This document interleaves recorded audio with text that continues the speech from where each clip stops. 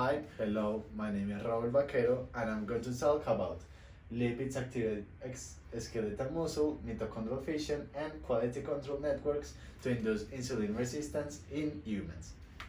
First, we're going to talk about insulin resistance. What is insulin resistant? Is when the body makes enough insulin, but that insulin do not affect into the cells. So the glucose cannot get inside the cell and stay in the blood, increasing the levels of glucose. The incidence is 25% of population and is related to genetic defects and increase with the age and the weight.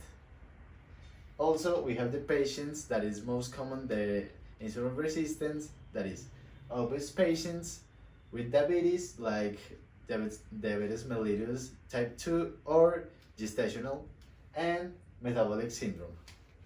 How we can relate insulin resistant and muscle mitochondria? The insulin resistant increase mitochondrial fatty acid oxidation and reactive oxygen species. What reactive oxygen species do?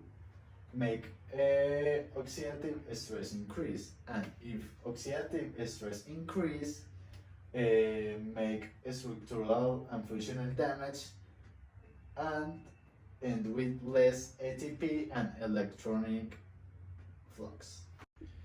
The objective of the article is study the diminution in skeletal muscle mitochondria function. Due the lipid accumulation can develop insulin resistant or disease like diabetes mellitus type 2.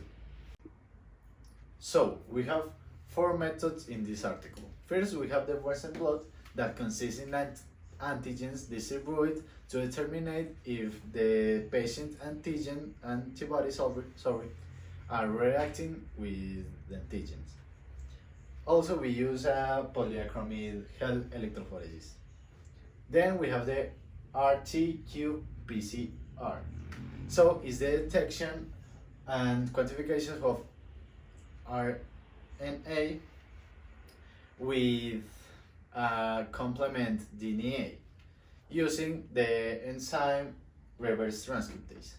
So we have another two methods in this article.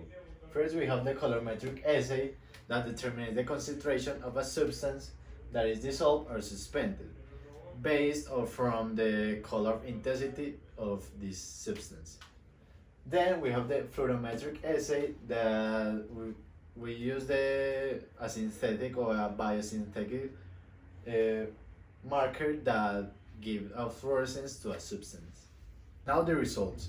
In the results we can see how this protein increases its expression compared with the vinculin in a lipid solution. Here we can see the structural damage in the mitochondria. Then we can see in this image some drops of lipids in the mitochondria that increase the expression of the pink one, that is another protein. Now the discussion. In the discussion we can see that we have three authors with their statement. Comparing with the article, we can say that these statements are correct, related with the mitochondrial functional and structural damage or the accumulation of lipids. Now, the conclusion. We have two conclusions.